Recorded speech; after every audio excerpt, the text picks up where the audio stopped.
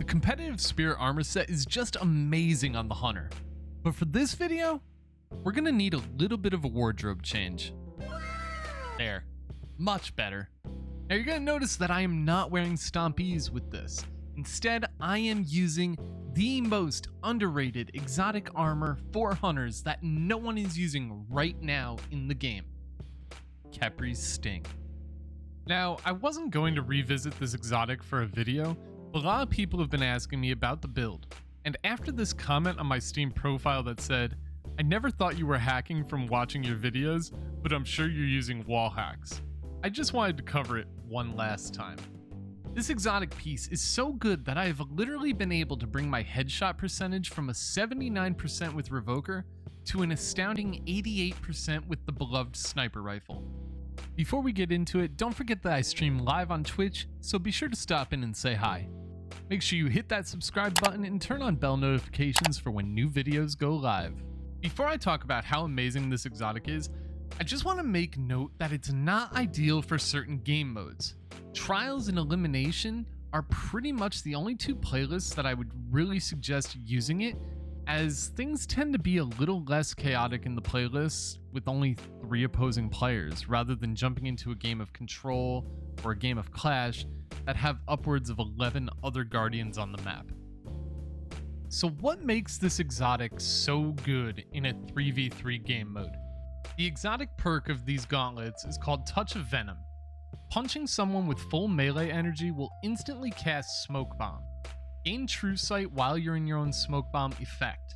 Your Smoke Bombs deal increased damage. So here's the build I'm using. As you can see, I've sacrificed mobility and I'm only running a tier 6 mobility.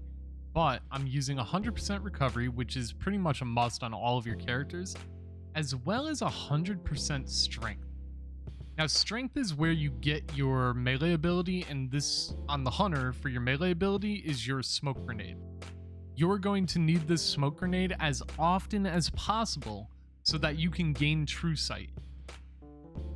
When you go into your subclass, you want to be using Spectral Blades, as well as the Gambler's Dodge. When you dodge and you're close to an enemy, it automatically replenishes your smoke grenade, which is great because I'm not running a 100 mobility character. So when I get that dodge, if I use it close to an enemy, I'm just going to get that nade back as soon as possible.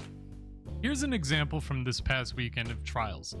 We just spawned into the game, into the 4th round, and it's obviously heavy round. The player's been going to the same spot every time, so I come up to this pillar, I throw my smoke grenade, it shows me where he is. He was in that little glitch spot, and I'm able to see him, so that when I pop out, poof, he's instantly dead because I'm already lined up for the shot.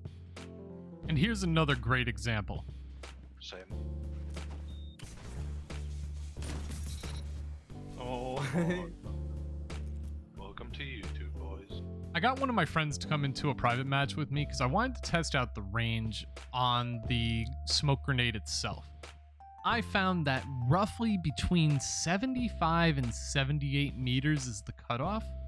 I did notice at 78 it did not always work, or it was extremely faint to see, but for the most part 75 to 78 meters, that's a long distance. I mean, you can see right here how far that really is, and I have perfect sight of him. Now, a lot of people have been coming in and asking me about the build specifically. For the most part, with my helmet, my gauntlets, my chest, and my boots, I keep everything the way I would normally keep them. The only thing I've truly changed is the cloak. On all of my different cloaks, you know, for my shotgun cloak, I have double pump action. For my grenade launcher cloak, I have double dire artillery. Another double shotgun, this is my sniper cloak, so I've got double remote connections on that. For this one, I'm not using remote connection. Instead, I'm using double outreaches, which do stack. It reduces your melee cooldown when using your class ability. This is allowing me to get my grenade back roughly every 20 seconds, my melee grenade or my smoke grenade. And then also with getting to 100 strength, it's actually quite difficult because a lot of the armor pieces we keep, we don't generally keep items with a lot of strength, at least for hunters. In this case, you're going to use Radiant Light, which is one of the arrival armor mods, this gives you 20 strength. And it is a major boost, especially when you can throw on a strength mod. So now you're up to 30 plus 2 from masterworking the piece, so you get 32 strength. Well guys, that's going to conclude today's video. I hope some of you tried this build out. Let me know in the comments section if you do, and let me know if you had as much fun as I did with it. Thank you all so much for watching, and I'll see you on the next video.